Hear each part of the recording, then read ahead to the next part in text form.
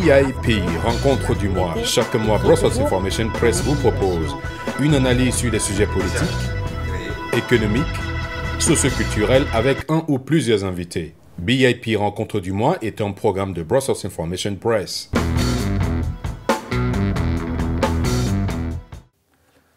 Mesdames et messieurs, bonjour et bienvenue dans ce nouveau numéro de Rencontre du mois de novembre 2017.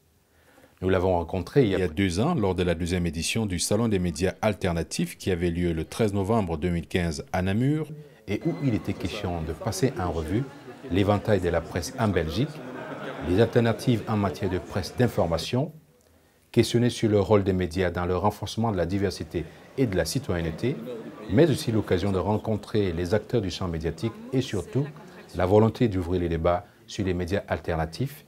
Il s'agit de Jean-François Dumont, secrétaire général adjoint de l'Association des journalistes professionnels. Jean-François Dumont prenait donc part à cette rencontre où il représentait l'Association des journalistes professionnels avec ses nombreuses publications. Il nous a entretenu aussi bien sur la question centrale du jour, à savoir quelle définition accorder aux médias alternatifs par rapport au positionnement vis-à-vis des médias mainstream, par rapport à la fiabilité de l'information, par rapport à une certaine opinion, par rapport au système de production ou d'organisation de travail, sans oublier l'influence des nouvelles technologies et les médias sociaux. La question liée à l'identité des journalistes, le profil des journalistes d'aujourd'hui, la protection du métier de journaliste et la question incontournable de la carte professionnelle qui accompagne le journaliste dans ses investigations sont au menu de cet entretien. Jean-François Dumont est donc secrétaire général adjoint de l'Association des journalistes professionnels de Belgique. Il a une longue et riche carrière dans le journalisme. Il a été journaliste de presse écrite, presse quotidienne et hebdomadaire durant 26 ans. Il a occupé diverses fonctions, dont rédacteur en chef adjoint de l'hebdomadaire Le Vif Express, ancien membre du conseil de direction de l'AJP et parallèlement, il a enseigné le journalisme durant 20 ans à l'Université catholique de Louvain. Il a également enseigné l'écriture de presse à l'Université du Burundi et à l'École supérieure des sciences et techniques de l'information et de la communication, ESTIC, à Yaoundé au Cameroun.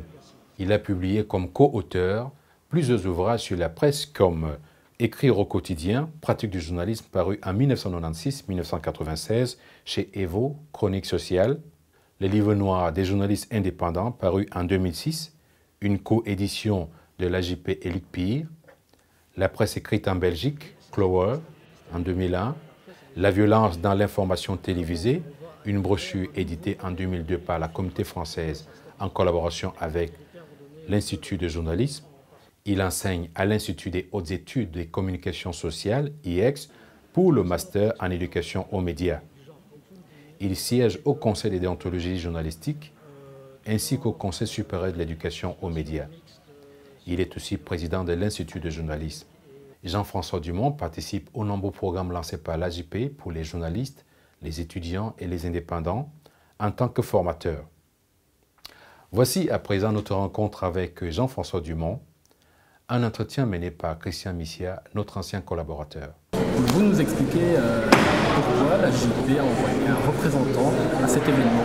Alors on nous a proposé d'être présents à ce salon et je pense que puisque nous sommes l'union professionnelle des journalistes, donc nous représentons la profession, eh bien des journalistes, il y en a dans toutes sortes de médias, aussi bien les grands médias très traditionnels, très connus, que des médias beaucoup moins connus et des médias dits alternatifs. Donc je pense que notre présence était tout à fait justifiée.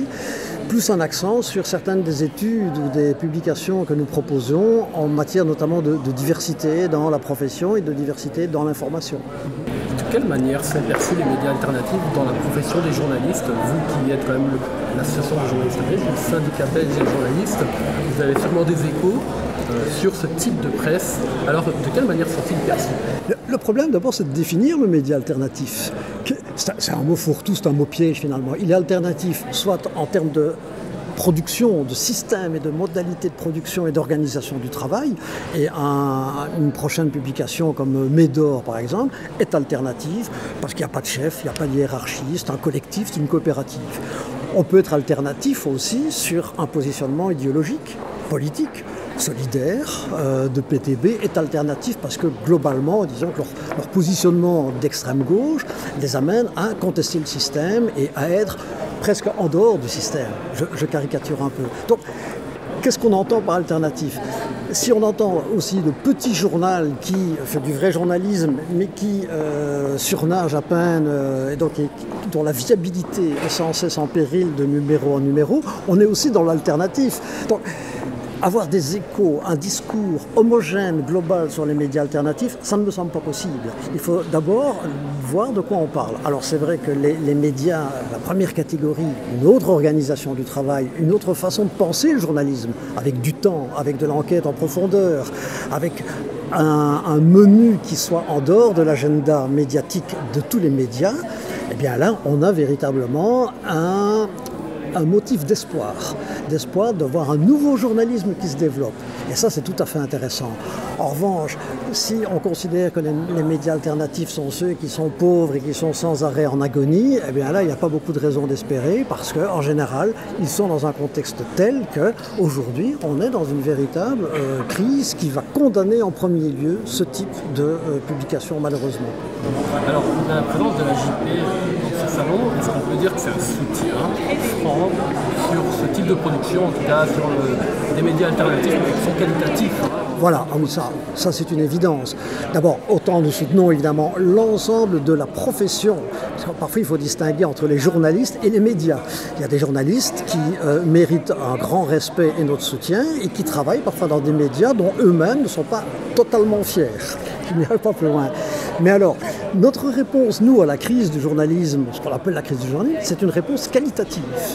Cette réponse qualitative, elle peut se trouver aussi bien dans les médias traditionnels, audiovisuels, web et écrits, que dans ces nouvelles expériences de médias dits alternatifs, qui vont avoir un rythme beaucoup plus lent, ce sont des périodiques qui vont avoir, encore une fois, cette ambition d'aller plus loin, de travailler dans des conditions respectables. Et là, il y a un gros point d'interrogation. Est-ce qu'il y a un avenir pour ce type de médias? Évidemment, nous le souhaitons. Ça va dépendre du public. Comment le public va, à un moment, se dire, eh bien, j'en veux pour mon argent et je veux trouver dans ce type de médias quelque chose qui m'apporte réellement un éclairage sur le monde, qui m'apprend la complexité du monde et qui m'aide finalement dans ma vie de citoyen. Donc nous les soutenons évidemment totalement. Alors justement, parmi les médias que nous avons rencontrés, certains ont posé une critique sur l'ensemble de la profession des journalistes, en tout cas les grands médias nationaux, disent que d'une manière ou d'une autre, ils sont un peu en cheville avec les autorités, le pouvoir politique, économique en place. Ces médias-là ne sont des zones où on peut discuter des vraies questions de société, on ne peut plus débattre, et eux, ils se posent en alternative. Et donc, en creux, c'est aussi une critique de la JP. Oui, encore que la JP n'est pas le représentant encore une fois d'une certaine catégorie de médias, mais c'est vrai que dès l'instant où une union professionnelle comme la nôtre représente des gens qui sont d'abord des professionnels, c'est-à-dire porteurs de la carte de presse, et que ces personnes-là, on les rencontre dans les médias plus traditionnels, je peux entendre et comprendre qu'il y a une forme d'assimilation entre l'union professionnelle et ces médias traditionnels. Maintenant, il faut aussi nuancer parfois les constats. Je crois que l'alliance entre la presse et le pouvoir, le fameux quatrième pouvoir du côté média, il s'entend toujours de deux façons différentes. Ce quatrième pouvoir soit être un contre-pouvoir, et on a des médias traditionnels qui, à certains moments, dans certaines émissions, dans certaines rubriques et articles, font véritablement un travail de contre-pouvoir. Et puis on peut aussi entendre la presse, quatrième pouvoir, un pouvoir de plus. C'est-à-dire qui se comporte parfois un peu comme les autres pouvoirs, qui a un peu les mêmes réflexes et la même culture que les autres pouvoirs. Et là, parfois, ça peut agacer. Ça, je l'entends bien. Qu'il n'y ait plus de débat dans la presse traditionnelle, je le conteste. On a pratiquement dans tous les médias ce que moi j'appelle un débat, un pluralisme interne. La Libre Belgique va ouvrir ses colonnes à toutes les franges de la société belge, y compris les partis marginaux, sur une question de société. Le Soir, RTL, RTBF, etc. vont aussi ouvrir. Donc le citoyen va en général pouvoir être informé sur l'ensemble des sensibilités de la société belge à travers un média traditionnel. Mais ce qui est en revanche vrai et que certains regrettent, c'est qu'il n'y ait plus de journaux qui portent eux-mêmes un combat, qui portent eux-mêmes une vision de société.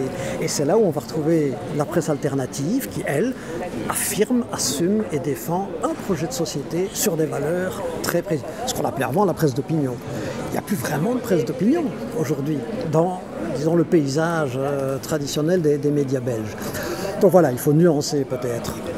Ce que certains médias alternatifs, qui évidemment ont tout à gagner dans leur image, à se poser comme ceux qui débattent librement face à ceux qui ne seraient plus libres, écrasés par le pouvoir et qui ne débattent pas, j'appelle quand même une certaine nuance dans cette analyse-là. Arrêtons-nous un instant sur cette presse-là que vous avez décrit, donc cette presse d'opinion alternative. Elle a posé une critique concernant l'obtention de la carte de presse.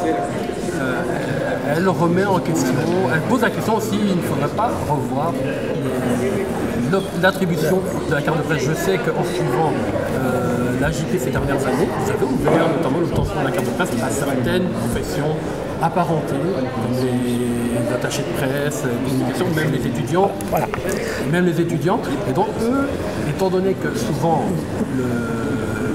le problème, c'est le financement, l'argent. Certains sont bénévoles ou ne peuvent pas prétendre sur base de leur salaire, s'il y a salaire, à la carte de presse. On devrait peut-être revoir des conditions sur la pertinence du fonds. J'entends bien. De la production. Qu'avez-vous à dire là-dessus? Alors, d'abord, on va mettre des choses au bas. Ce n'est pas l'AJP qui délivre la carte de presse. C'est une commission d'agréation paritaire employeur-employé. Elle le fait en fonction de paramètres légaux. C'est une loi de 1963 qui n'a pas été écrite par l'AJP. Et en 1963, le législateur a dit, ben voilà, on va accorder ce titre de journaliste professionnel à ceux qui répondent à un certain nombre de conditions. L'AJP, elle, ensuite, a des membres qui sont des journalistes professionnels, et puis c'est vrai, vous venez de le rappeler, on a ouvert à des étudiants en journalisme et à des collaborateurs de presse, c'est-à-dire des personnes qui font du vrai journalisme, pour de vrais médias, mais qui le font à titre accessoire, et donc dont ce n'est pas la profession principale, et donc ils ne peuvent pas avoir leur carte de presse. Derrière la question que vous posez, je pense qu'il y a tout le débat sur l'identité professionnelle. Qui aujourd'hui est journaliste? Alors c'était très clair, c'était simple avant, mais aujourd'hui ça ne l'est plus du tout avec les développements numériques. Pourquoi est-ce que la personne qui a son propre site internet, son propre blog, et qui fait véritablement de l'information, du commentaire, de l'analyse, ne pourrait pas être considérée comme journaliste exactement au même titre que celui qui travaille pour le Soir ou l'RTBF? Là, effectivement, se pose de plus en plus ce problème du périmètre finalement, de la limite de qui est journaliste, qui ne l'est pas. On est dans cette réflexion-là, tout en essayant de la faire évoluer, sans non plus casser toutes les balises. Parce que si demain on casse tout et on efface la loi de 63, on efface la carte de presse, on va retrouver une situation antérieure où n'importe qui pourra se prétendre journaliste et faire du journalisme sans se soumettre volontairement à un certain nombre de paramètres, de conditions, qui est un savoir-faire, une responsabilité sociale, un respect de la déontologie et une connaissance du droit en matière de presse. Ça, ce sont des caractéristiques des journalistes professionnels. Il faut qu'on maintienne ces qualités-là auprès de ceux qui prétendent faire leur métier de façon professionnelle. Mais le débat, et j'en finis par là, le débat sur faut-il étendre, pas étendre l'admission au titre de journaliste professionnel, il est d'actualité et il faut effectivement le poser très sérieusement. Je suis tout à fait d'accord avec vous là-dessus. Alors, la question sur l'avenir des médias, l'avenir économique, on le voit notamment en France, beaucoup de débats autour de l'arrivée dans le capital de gros industriels, de gros milliardaires. La question de la disponibilité de la presse sur Internet, la presse qui est accessible gratuitement, la question du financement des médias, comment ça évolue tout ça? Est-ce que vous voyez une évolution par rapport à ça? Est-ce qu'on est arrivé à trouver un équilibre entre fonds publics, fonds privés, un modèle économique? Est-ce qu'on se met en ASBL? Est-ce qu'on se met en SPRL, société anonyme? Est-ce qu'il y a... On est en pleine recherche, en pleine tourmente. On quitte un modèle économique, le modèle traditionnel. On va vers quelque chose d'autre qui n'est pas encore très défini. Alors notamment, il y a des formules de crowdfunding. Il y a la recherche un peu à l'aveugle des éditeurs qui disent qu'est-ce qu'on fait payer sur Internet, l'actualité ou plutôt les archives ou le tout. On sent bien que pour le moment, on est dans cet entre-deux. Et c'est ça qui déstabilise terriblement la presse et les journalistes aujourd'hui. Je pense qu'on va aller vers un nouveau modèle économique qui finira par trouver sa stabilité. Et les Américains ont donné un peu le ton en passant de la gratuité totale à de plus en plus le paiement total. Plus alors des expériences alternatives du genre crowdfunding, du genre Médor en coopérative, du genre participation mixte, subvention, soutien au numérique et achat privé. Donc on est dans ces recherches-là. Et ça va même plus loin.